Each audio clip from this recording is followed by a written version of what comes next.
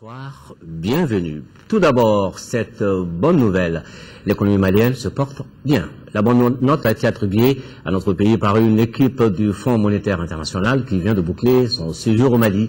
Lors d'une conférence de presse tenue hier au ministère de l'économie et des finances, la délégation a porté son appréciation sur la situation économique du pays. Elle a également formulé des recommandations pour améliorer la tendance. Déjà, une enveloppe de 25 milliards de francs CFA est annoncée à Lucien Touré. Après 12 jours de mission au Mali, la délégation du Fonds monétaire international dresse un constat des plus optimistes sur la situation économique de notre pays. En effet, alors qu'en 2012, le PIB s'est rétracté de 0,4%, celui-ci devrait afficher une croissance de 5,1% en 2013 et connaître une embellie en 2014 avec 6,6%. Ainsi, le budget d'État qui sera bientôt déposé à l'Assemblée nationale connaîtra un déficit de seulement 3,9%, entièrement financé par l'aide extérieure. Autant de constats qui ont abouti à un accord de financement du FMI au profit du Mali. Nous sommes très proches d'avoir un accord complet pour un nouveau programme de 3 ans avec le gouvernement du Mali qui sera présenté à notre conseil d'administration en décembre. Donc c'est un programme qui permettra au Mali d'avoir accès à environ 25 milliards de francs CFA de la part du Fonds monétaire international. Au titre des recommandations figurent l'augmentation de l'assiette fiscale et l'assainissement des finances publiques, l'amélioration de la relance budgétaire, l'amélioration des conditions d'investissement, l'évaluation des exonérations accordées au privé, la réduction du délai de public, aussi l'amélioration du secteur énergétique constitue une préoccupation majeure quand on sait la place de l'énergie dans le développement du pays. Je me réjouis des discussions qu'on a eues pendant les 12 jours passés, des éléments de réforme sur lesquels nous sommes entendus et ce qui est extrêmement important, sur le cadrage macroéconomique qui sous-tend le budget 2014, qui est un budget extrêmement ambitieux, que nous avons voulu ambitieux, pour pouvoir faire en sorte que notre économie puisse avoir les moyens de se replacer sur une trajectoire de croissance accélérée, qui est la condition pour réduire la pauvreté dans notre pays, qui est la condition pour créer des opportunités économiques pour les Maliens et faire en sorte que vraiment nous puissions améliorer le bien-être de nos concitoyens. La mission du FMI qui consignera ses conclusions dans un rapport qui sera remis au gouvernement reviendra au Mali dans 6 mois pour suivre l'évolution de la situation. Voilà, une économie qui se porte bien doit forcément évoluer dans un environnement de paix. Après donc les experts du FMI, c'est la CEDEAO qui tenait ce matin dans notre capitale un forum sur la paix, la sécurité et le système d'alerte précoce. Il s'agit pour l'organisation sous-régionale de former des relais points focaux à même de remonter à temps réel les informations sur la paix et la sécurité. Boubacar Sissoko. Ce forum de la paix de Bamako est une tribune pour le système d'alerte précoce de la CEDEAO afin de partager les informations des dernières minutes avec les points focaux nationaux. Il s'agit d'une fenêtre qui permet sous Internet d'échanger des informations. Et ici à Bamako, vous savez, après la crise que nous avons vécue, nous nous sommes dit que c'est le temps opportun de venir ici, de s'asseoir autour d'une table avec tous les différents intervenants dans cette crise. Il s'agit aussi, durant les échanges, d'expliquer le fonctionnement du système d'alerte précoce de la CEDEAO en matière de paix et de sécurité dans l'espace. Il y a des points focaux que nous avons qui sont sur le terrain ici, qui font la collecte d'informations par rapport à des rapports d'incidents et des rapports de situation, mais suivant un format qui est donné. Et maintenant, ici, nous pouvons faire un échange de narratifs, ce qui est différent. Chacun peut intervenir dans son cadre et peut donner son point de vue, ce qui permet à la Commission d'avoir des points de vue de la société civile, des points de vue des acteurs politiques, des points de vue des acteurs privés, des points de vue de l'État. Par ailleurs, le système d'alerte précoce doit permettre à la CEDEAO d'obtenir des informations régulières sur la situation de la paix et de la sécurité dans les 15 États membres en temps réel. Ceci favorisera l'élaboration de meilleures politiques pour faciliter les réponses appropriées et rapides face aux crises qui émergent. Après Bamako, c'est Bissau qui accueille le forum de la paix de la CEDEAO. La jeunesse malienne également dans cette mouvance, elle tenait cette semaine ici à Bamako la 4e session du Forum national et à l'ordre du jour, 2 mots, paix et réconciliation. À l'issue des travaux, un nouveau bureau a été élu à la tête du réseau national de la jeunesse du Mali. Un reportage de Abdul Karim Taba. C'est un nouveau bureau de 18 membres qui est désormais à la tête du réseau national des jeunes du Mali. Presque toutes les régions ont pris part à ces forums dont le thème porte sur l'implication des jeunes dans la consolidation de la paix et le développement. Aussi, il a été question de lutte contre le VIH-Sida. C'est un mandat qui sera consacré exclusivement à la sortie de crise au Mali. Surtout qu'aujourd'hui notre pays traverse une crise profonde. La reconstruction du pays, la reconstruction du Nord, la réconciliation nationale, la paix, mais aussi les questions liées à la lutte contre le VIH-Sida. Nous sommes conscients du lourd tribut que vous avez payé en perdant à la fois parents et amis et emploi. C'est pourquoi notre pays tout entier restera à jamais reconnaissant envers nos frères africains et toute la communauté internationale pour leur intervention hautement solidaire à nos côtés.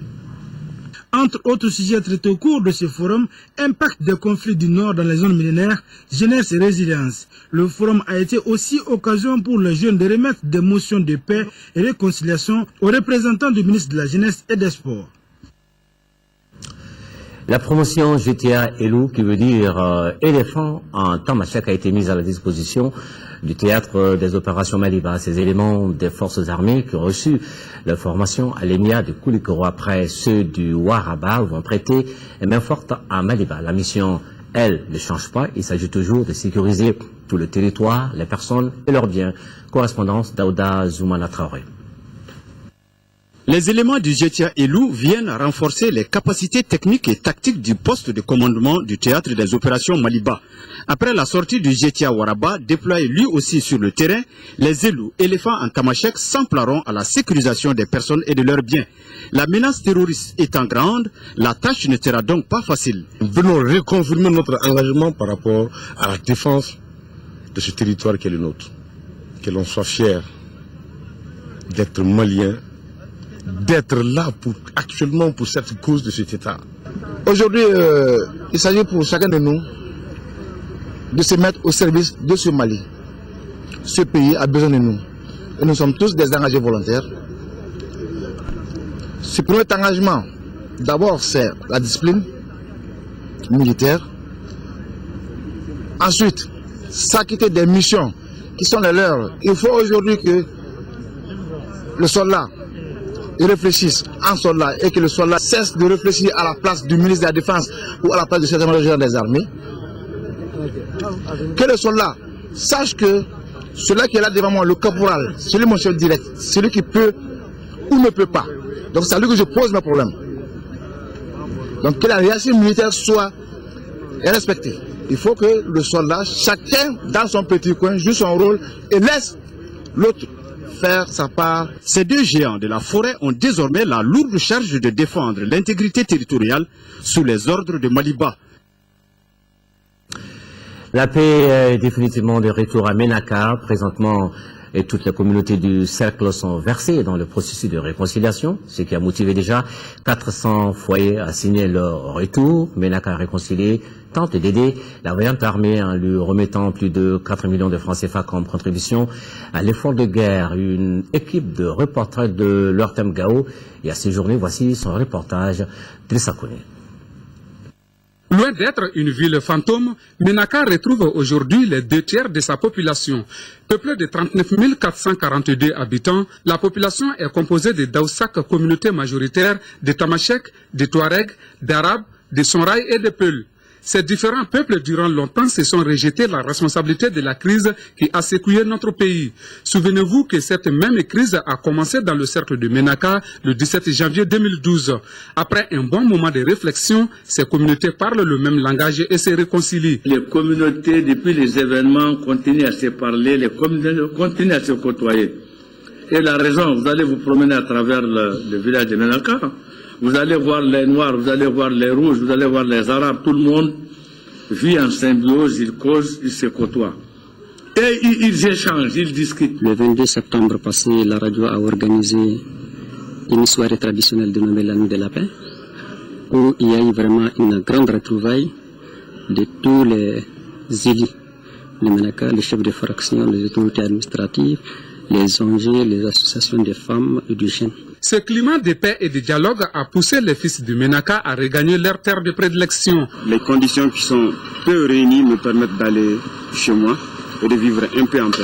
Depuis l'attaque, je n'ai pas été à MENACA, donc je veux vraiment aller fêter la paix, parce que la paix est revenue chez nous, enfin. Aujourd'hui, nous sommes à 447 ménages de retour pour une population de 2335 âmes. Le retour et la reprise des activités des services publics et privés et des collectivités ainsi que la présence des forces armées maliennes, de l'amunissement, de l'opération Serval est de nature à garantir le retour à une vie normale. Que l'aide des partenaires au développement tels que MDM que nous arrivons à travailler, parce qu'à leur niveau au moins il y a la connexion, il y a le courant. La représentation étatique est là, la santé, depuis des mois. Donc 40% des enseignants aussi sont là. Maintenant, nous attendons le reste des services techniques. Malgré les difficultés, la population de MENACA a mis la main à la poche pour contribuer à l'effort de guerre. Ce mercredi 2 septembre, la somme d'1 million de francs CFA a été remise aux forces armées maliennes. La totalité des donations à cette cause nationale est estimée à 4 154 600 francs CFA. En 5e région, le chef de l'exécutif régional accompagné des autorités politiques et militaires a effectué hier vendredi une visite aux structures de la MINUSMA basée à Sévaré. La sortie a porté sur le site du bataillon togolais et celui de la composante civile de la MINUSMA. Occasion pour le gouverneur d'échanger avec le chef du bureau de la MINUSMA et d'autres responsables. Nous écoutons le gouverneur Ibrahima Ama et il est au micro de Moustapha Doumbia. Les autorités administratives, civiles et militaires ont pris l'initiative de rendre visite aux structures civiles et militaires de l'aménagement en poste dans notre région pour leur apporter un message. Mais avant, il s'agit de constater leurs conditions d'installation et de travail. Ensuite, leur apporter le message d'hospitalité, de solidarité de l'ensemble des populations de Mopti et de l'ensemble des cadres. Et à l'occasion de notre rencontre, nous avons remercié vivement les structures de l'aménagement et particulièrement la composante sécuritaire qui a appuyé la région dans le renforcement des mesures de sécurité. C'est pour enfin transmettre le message de reconnaissance des hautes autorités du Mali et toute notre solidarité. Et nous pouvons dire que leur intégration se passe très très bien. Et nous restons à Mopti où une mission de l'ambassade du Royaume des Pays-Bas, bailleur de fonds de l'ONG Near East Foundation Mali, était mercredi dernier dans le cercle de Douanda et c'était pour passer en revue certaines réalisations de développement de la dite ONG. La délégation a aussi rencontré les communautés autour de la préoccupation essentielle qui porte sur l'eau et la sécurité alimentaire. Jules Sambou Sissoko. Cette mission de l'ambassade du Royaume des Pays-Bas au Mali, partenaire très crédible et efficace de l'ONG Near East Foundation Mali, opérant dans le cercle de Douanda, voulait voir de près les réalisations de la NEF Mali au seul profit des populations locales. Par le même truchement, échanger avec les communautés sur leurs préoccupations urgentes après la libération de cette zone. J'ai eu l'impression que vraiment il y a une très bonne relation entre la NEF et la population. Je sais aussi que la population vraiment voudrait de recommencer avec des programmes le plus vite que possible. La sécurité alimentaire, c'est vraiment très très très important pour la population. Donc ça c'était un des buts de cette visite. Rencontre intercommunautaire à Diabali, l'ONG Amapros, association malienne pour la promotion du Sahel et l'ONG suédoise Diakonia ont initié ce cadre pour parler de paix et de réconciliation entre les communautés de la localité. À l'issue de la journée, plusieurs propositions ont été formulées pour maintenir la cohésion sociale et la dynamique du développement. Candice Silla. Espace de concertation et de dialogue. Il s'agit à travers cette rencontre initiée par l'AMAPROS, l'Association malienne pour la promotion du Sahel et l'ONG suédoise Diakonia de favoriser la paix et la cohésion entre les communautés de Djabali après les 2 épreuves que cette commune vient de traverser. Et cela a eu pour conséquence la méfiance des uns des autres, le déchirement du tissu social, l'exclusion, je veux dire, et le rejet de certains. C'est ce qui a valu l'organisation de ce forum sur les violences et la construction de la paix. À travers des exposés sur les thèmes paix et réconciliation et les motivations profondes de cette initiative, des questions-réponses et des débats auront permis aux chefs de village et fractions de Djabali, les associations et organisations de la localité et autres victimes des conflits de dégager quelques pistes pouvant favoriser le retour de la paix, la cohésion sociale et le développement. Parmi ces pistes, nous pouvons citer la redéfinition du rôle de la commune comme entité fédératrice en tant qu'institution de base de la société malienne, la redynamisation ou la mise en place des comités de dialogue intercommunautaire et la promotion des projets intégrateurs. Le message que nous tenons surtout est que les gens comprennent que dans la vie, le tout peut arriver. Donc il s'agit vraiment de pardonner vraiment ce qui s'est passé et de continuer à vivre ensemble. La cérémonie a pris fin par la remise de matériel didactique et de kits scolaires à 150 enfants de la commune de Djabali. Ce communiqué qui vient de nous parvenir avant donc de poursuivre ce journal, conformément aux dispositions constitutionnelles, le président de l'Assemblée nationale porte à la connaissance des députés que la session d'octobre, dite session budgétaire, débutera le lundi 7 octobre 2013. La cérémonie d'ouverture aura lieu le même jour à partir de 11h. Ce sera dans la salle Modibo Keïta. Le président compte sur la présence effective des honorables députés. La séance est publique, conclut ce communiqué. 3555 candidats apprentis artisans ont commencé le test d'entrée à la formation professionnelle type dual au centre Père Michel.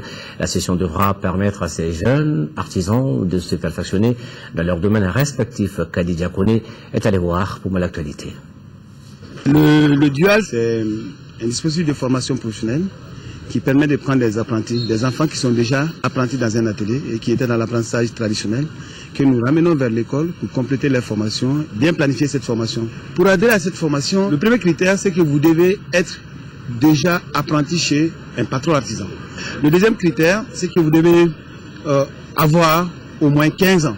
Troisième critère, c'est que vous devez obligatoirement passer ces tests. Financée à plus de 90% par le FAFPA, cette formation répond aux besoins de formation que connaît notre pays dans le domaine de l'artisanat. Aujourd'hui au Mali, on reproche beaucoup aux artisans de ne pas être bien formés. Et en réalité, si vous prenez par exemple le domaine de la couture, le domaine du bâtiment, vous trouvez que la plupart du temps, ce sont des artisans étrangers qui viennent au Mali et qui font ce travail-là, parce qu'on n'a pas beaucoup le sens de la finition. Donc ces formations permettent vraiment d'améliorer le niveau des apprentis, de les préparer à prendre des responsabilités et éventuellement à s'installer à leur propre compte. Cette formation, qui durera 3 ans, permettra à ces jeunes artisans apprentis de se perfectionner dans la coiffure esthétique, électricité, mécanique auto et bijouterie, entre autres. Le projet de renforcement du leadership féminin pour l'amélioration de la participation et de la représentation politique des femmes au Mali à travers la Profem a organisé un point de presse pour lancer un appel dit « Appel des femmes maliennes ». Le projet est financé par l'USAID et l'IFES, un reportage de Abdul Karim Kaba. Après plusieurs scrutins au Mali, les femmes demeurent sous-représentées au niveau des instances de décision et aux postes électifs. Cela est dû aux difficultés pour elles de payer la caution afin d'être sur les listes et aussi de prendre part aux réunions politiques quand elles se passent à des heures tardives. Pour changer la donne, les femmes entendent jouer pleinement leur rôle. Pour cela, nous affirmons que le rôle des femmes dans le développement économique de notre pays doit être pleinement reconnu et favorisé pour assurer leur pleine autonomie et apporter leur capacité créatrice à l'avancement du pays. Demandons aux autorités, aux partis politiques, que la pleine égalité des femmes prônée dans les textes se reflète aussi dans les faits pour l'égal accès à la prise de décision.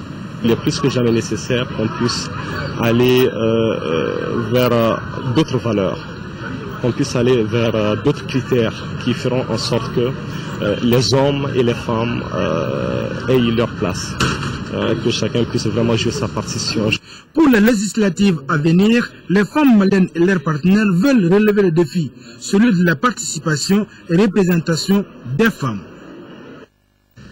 Le ministre du Développement rural et son collègue en charge de l'élevage, de la pêche et de la sécurité alimentaire viennent de séjourner dans les périmètres irrigués de l'Agence de développement rural de la vallée du fleuve Sénégal à Manantali.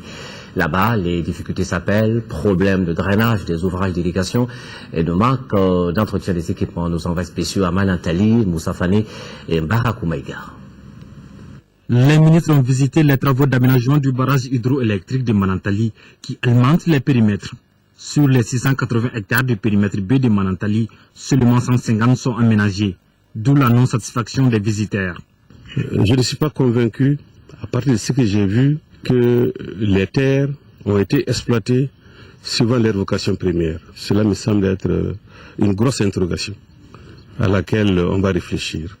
Après un investissement de 7 milliards de francs CFA, le périmètre B de Manantali devrait pouvoir satisfaire les besoins alimentaires des populations de la localité. Mais les attentes sont loin d'être comblées. Quand on a rencontré les paysans, nous avons été assez clairs. Il y a des parts de responsabilité que chaque partenaire doit assumer. Nos producteurs ont également de grosses parts de responsabilité à assumer. Nous n'avons pas contourné les questions. C'est quand même 7 milliards d'investissements d'endettement de notre pays. Parce que c'est une zone à haute potentialité. Nous avons estimé qu'en investissant 7 milliards dans une zone, on fait d'abord leur bonheur, mais qu'à travers eux, on fait le bonheur de l'ensemble national. Malheureusement, ce sont ces réponses qui ne sont pas venues. Pour les ministres, avec la non-atteinte des résultats, les responsabilités doivent être situées depuis la conception du projet jusqu'à sa réalisation. Le schéma d'aménagement qui a été adopté connaît énormément de problèmes. Il y a des responsabilités à situer. Il s'agit d'inscrire les solutions dans la durée pour que les accumulations de difficultés, les accumulations de responsabilités non assumées, vraiment ne nous mettent pas dans un cycle d'éternel recommencement. Réglons une fois pour toutes les problèmes. Travaillons très concrètement à l'atteinte de nos objectifs. Au cours de cette visite, les ministres ont rencontré les producteurs. Les échanges ont porté sur les différentes possibilités de valorisation de la production et de la productivité dans la zone.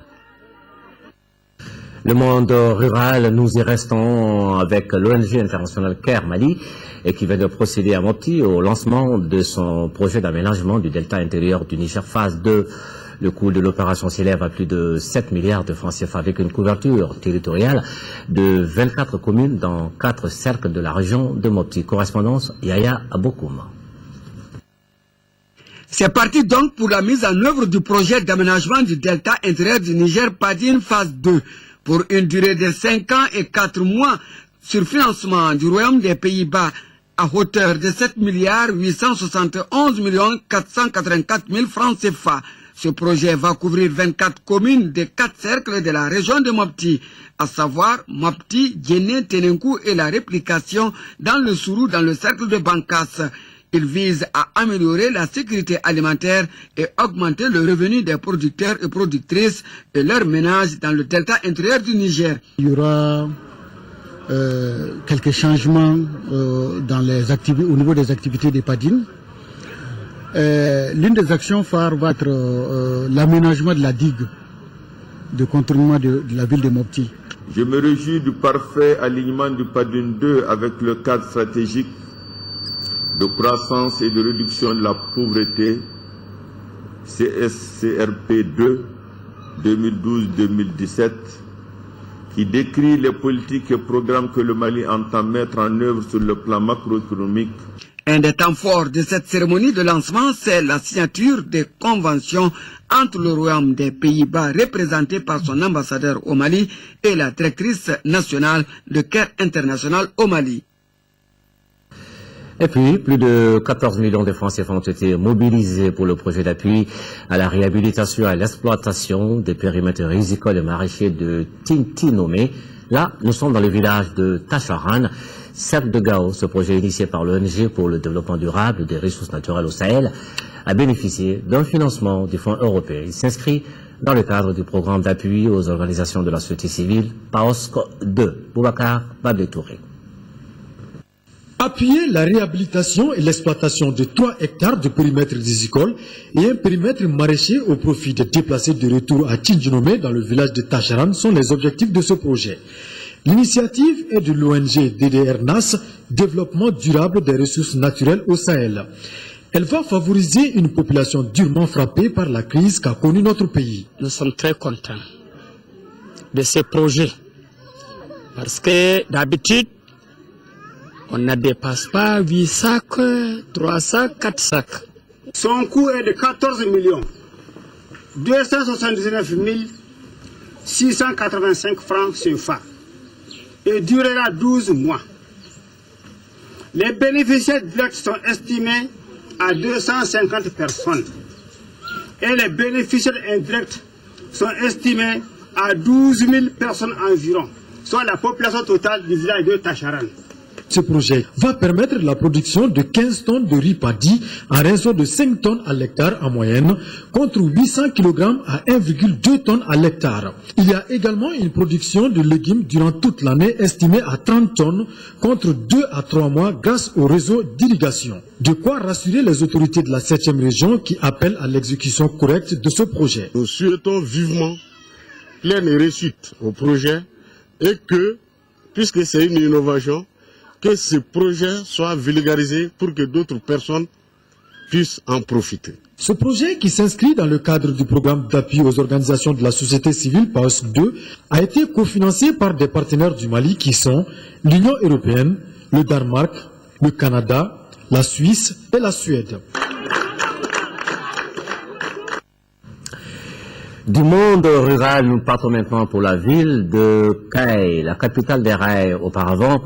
Ville coquette et désormais dépourvue de sa superbe. Le décor maintenant offre un triste visage avec des voies de communication en piteux état où circuler reste un réel parcours du combattant pour les usagers quand les caniveaux ne drainent plus les eaux usées mais gardent allègrement les immondices.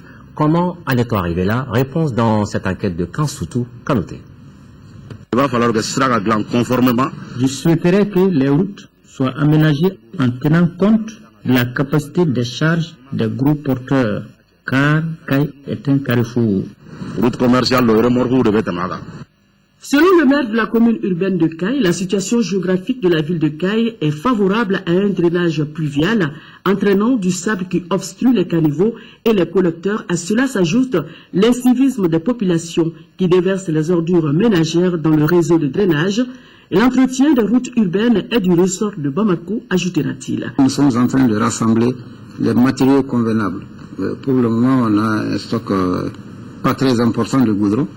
Donc je pense que peut-être dans les jours à venir, nous allons essayer de cibler certaines parties de la ville, en espérant de pouvoir quand même boucher ces nids de poules.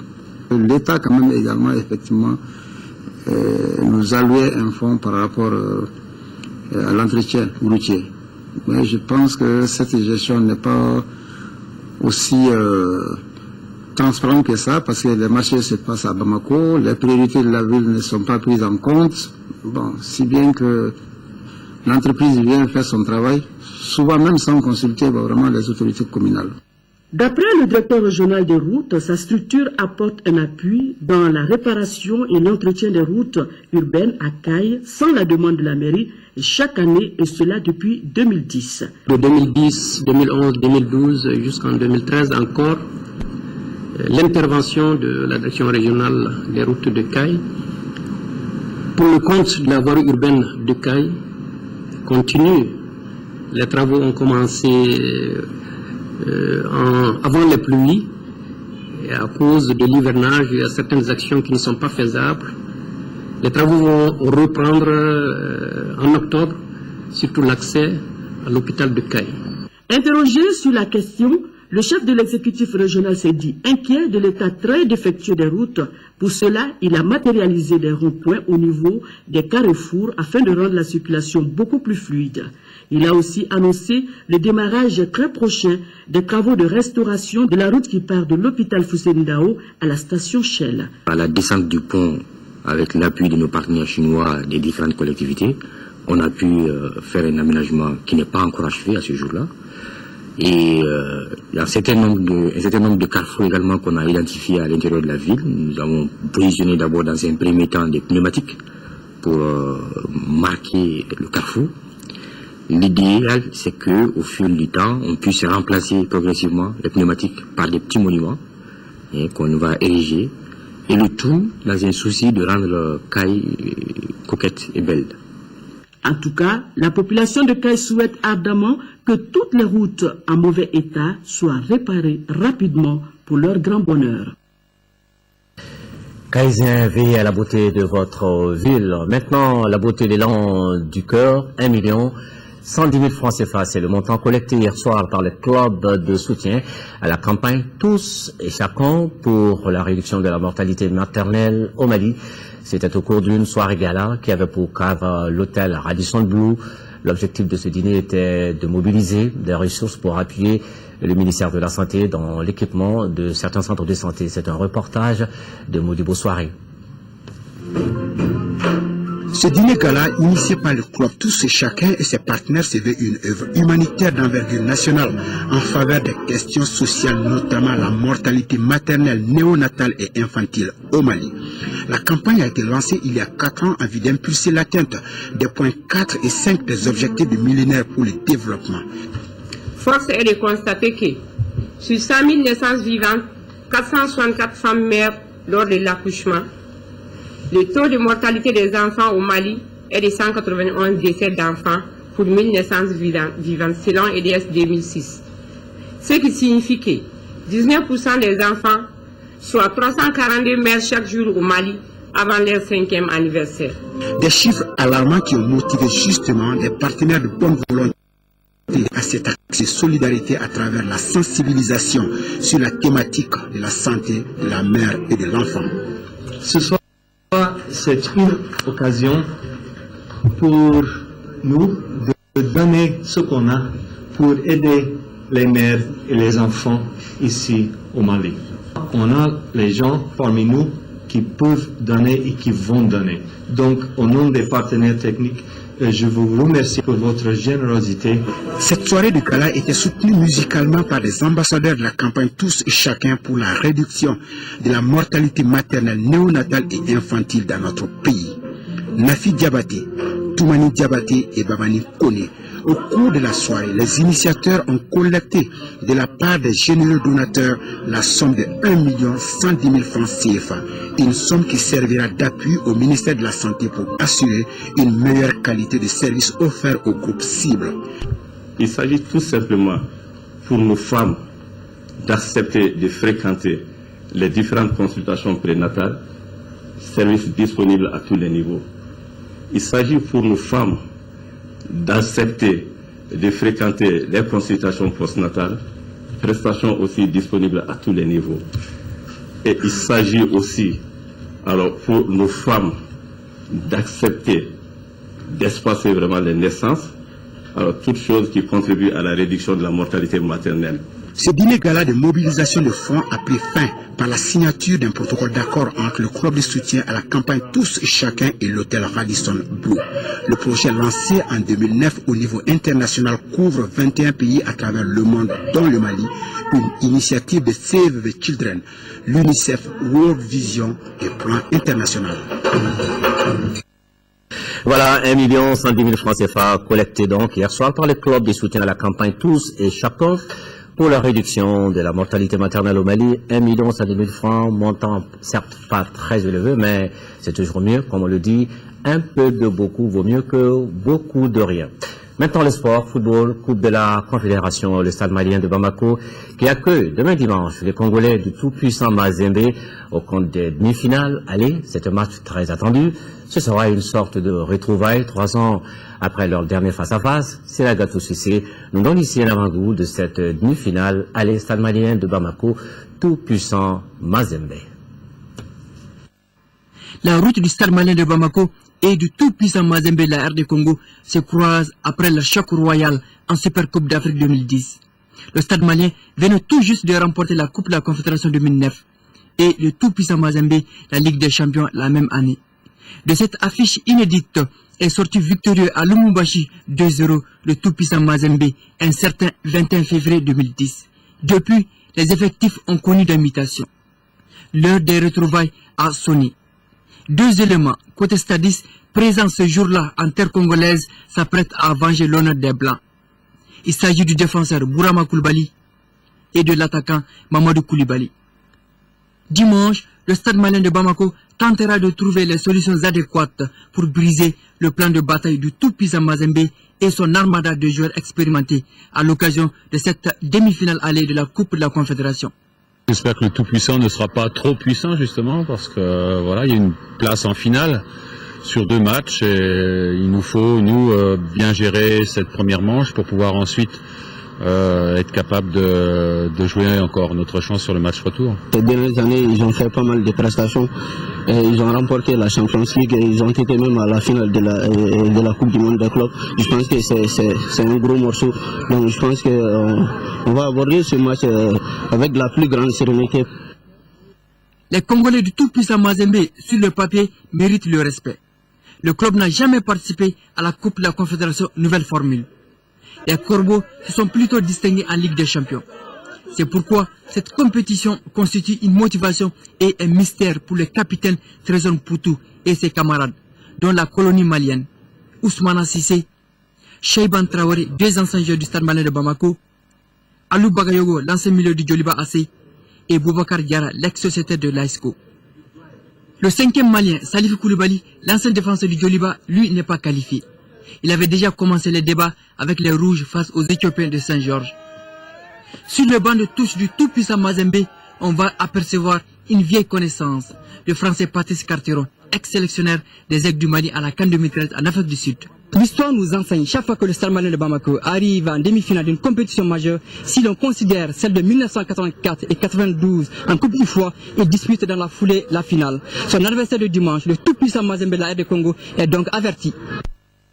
Allez donc, les Blancs de Bamako, et très bonne chance. Le coup d'envoi de la rencontre, on le rappelle, est prévu pour demain dimanche à partir de 16h et ce sera au stade Modibo Keita. Et puis cette disparition, le camp Thieba de Sikasso qui est endeuillé, le colonel Alusene Ag Akoufoum n'est plus l'officier supérieur et commandant en second de la zone de défense numéro 8 de Sikasso, est décédé jeudi dernier à l'hôpital du Pongé. Les honneurs militaires lui ont été rendus aujourd'hui à la place d'armes du camp Thieba. C'était en présence des autorités régionales, personnalités civiles, publiques, politiques, amis du défunt et compagnons d'armes.